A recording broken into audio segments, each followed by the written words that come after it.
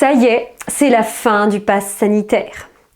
Voilà ce que j'ai entendu de la part d'une amie la semaine dernière. Alors quand elle m'a dit ça, je lui ai tout de suite dit mais attends, le gouvernement va retirer le pass sanitaire, c'est bon là Non, en fait elle avait entendu une publication d'un avocat ou d'un collectif d'avocats qui a publié toute une série d'arguments sur la base de l'analyse de la loi, des règlements, ou dans lesquels il y a l'indication de toutes les failles, de plein d'astuces, de plein d'idées, avec même des formulaires téléchargeables pour pouvoir exploiter donc ces failles de la loi, des règlements.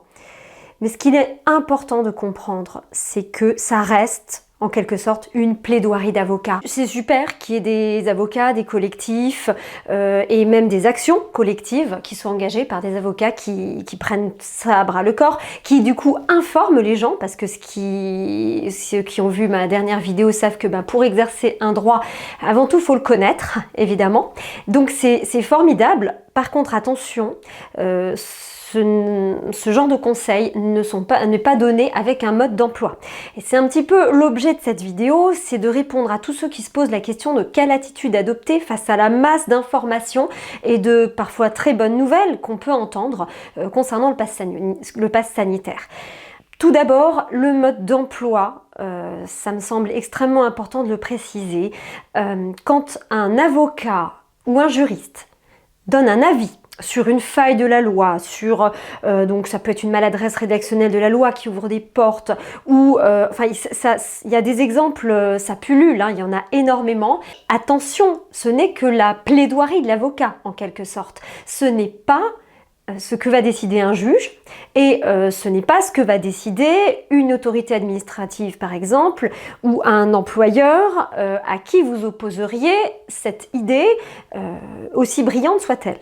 Prenons l'exemple des autotests. Vous avez certainement, comme moi, entendu parler de cette astuce qui consiste à faire un autotest avec une attestation sur l'honneur pour ne pas avoir recours au tiers qui doit, normalement, selon les dispositions législatives et réglementaires, vérifier le résultat du test.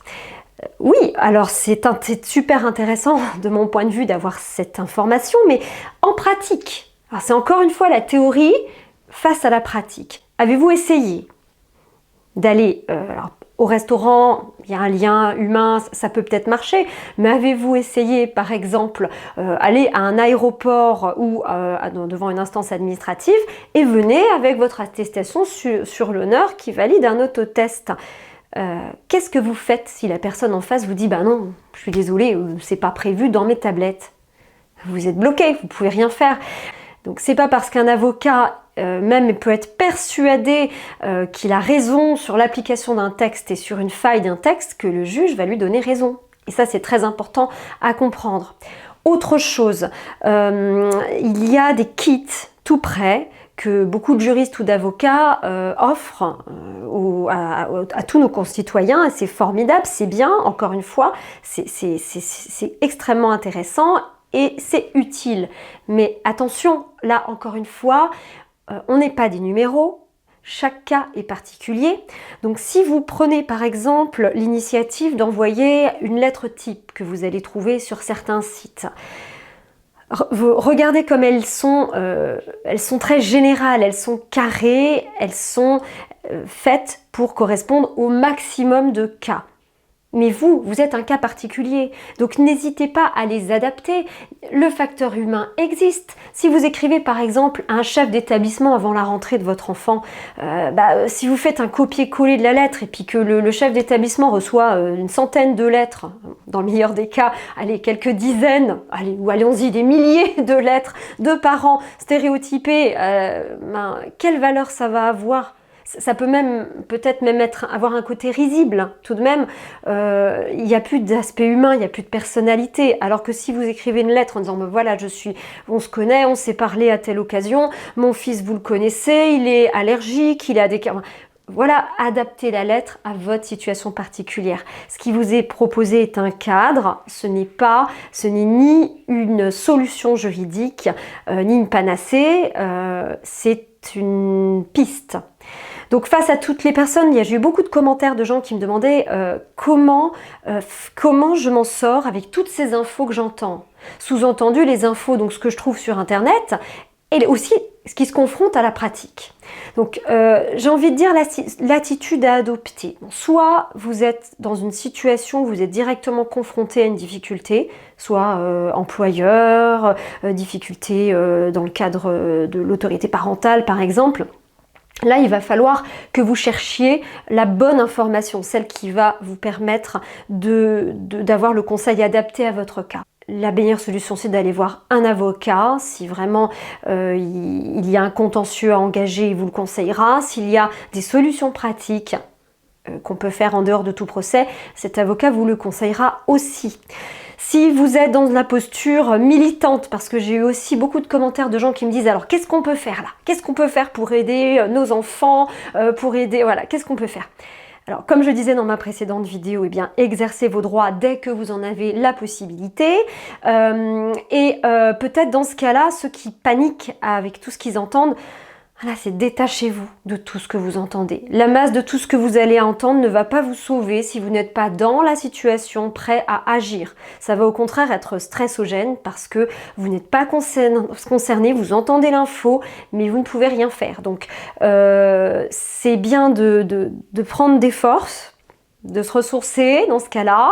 Vous aurez peut-être à un moment donné besoin de ces forces, mais je conseille vraiment pas de rester dans son coin, parce que ce que j'ai remarqué aussi, c'est que ce qui aide aussi chaque personne, c'est d'aider les autres, c'est de rester en interaction quand même avec les personnes qui n'auraient pas la chance de pouvoir échapper en quelque sorte à des difficultés pratiques liées au pass sanitaire. Donc n'hésitez pas à aider ces gens-là si vous avez la pêche et puis que vous voulez aider.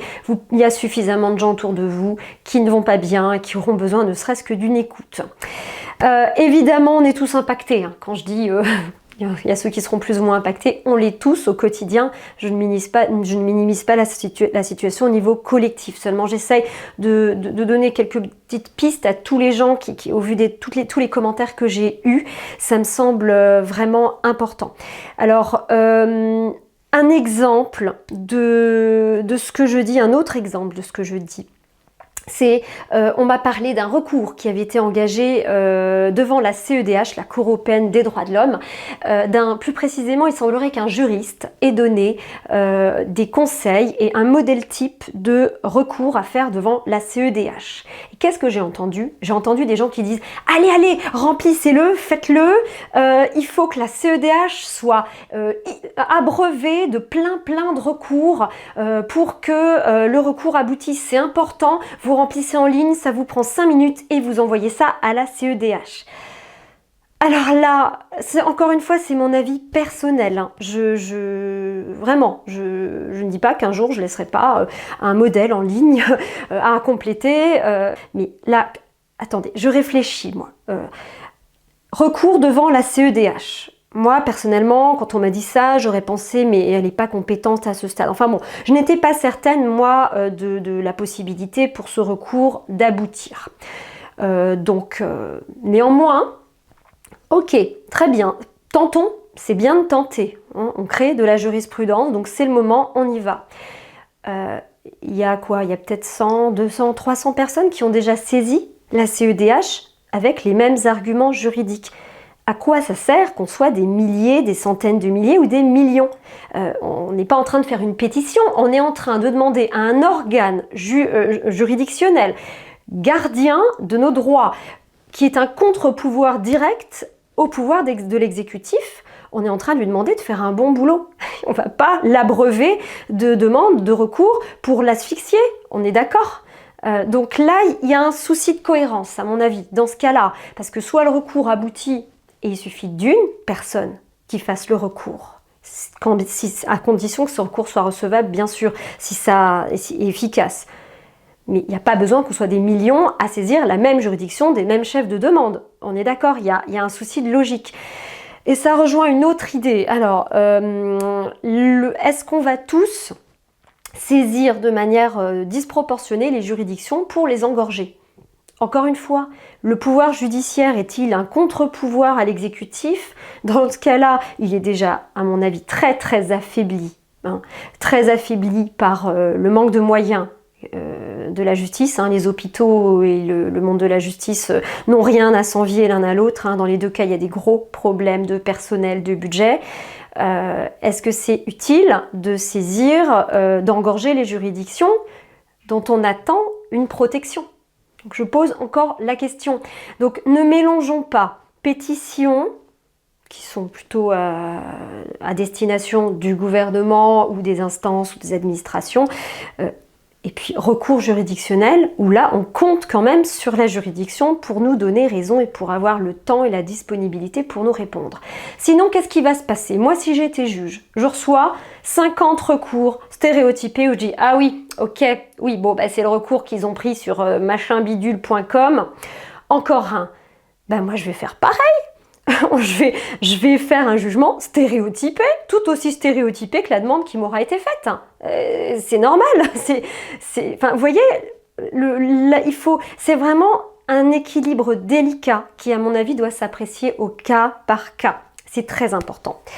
De même, quand des personnes me posent des questions dans les commentaires par exemple, voilà, alors ils pensent m'expliquer un petit peu leur situation personnelle, mais ça reste quand même assez général. Par exemple, je suis infirmière, mes vacances se finissent début septembre, que me conseillez-vous? Droit de retrait, arrêt maladie, j'accepte la suspension du contrat, enfin voilà, on me demande de conseiller. Bon, évidemment, chaque cas est particulier. Le droit de retrait correspond à des situations spécifiques, l'arrêt maladie également. Il est bien évident que selon la manière dont vous vous positionnez face à ce que vous vivez, la personne qui est en dépression là depuis 2 mois, qui a peur de reprendre le travail, qui ne sait plus comment réagir et qui vraiment tombe malade, évidemment que l'arrêt maladie va être, une solution va être adaptée tout simplement à sa situation, puisque sa santé est en danger. En revanche, jouer sur l'arrêt maladie quand on n'est pas dans cette situation de victime et qu'on est plutôt militant, est-ce que c'est la bonne solution? Ça, c'est à chacun de trouver la solution en son fort intérieur, en son âme et conscience, parce que c'est pas neutre de montrer un arrêt maladie, de se positionner dans cette posture, même si vous avez pu avoir des moments où vous n'étiez pas bien, où votre médecin vous a prescrit cet arrêt maladie par exemple, c'est pas neutre. Vous vous posez quand même dans une position de faiblesse et il faut pouvoir le vivre bien. Voilà, c'est pas... Donc chaque cas va être différent selon que vous êtes militant, selon que vous êtes prêt à tout perdre, selon qu'au contraire, vous êtes en charge de famille, rien n'est facile. Si vous vous opposez à votre employeur, ça va avoir telle ou telle conséquence.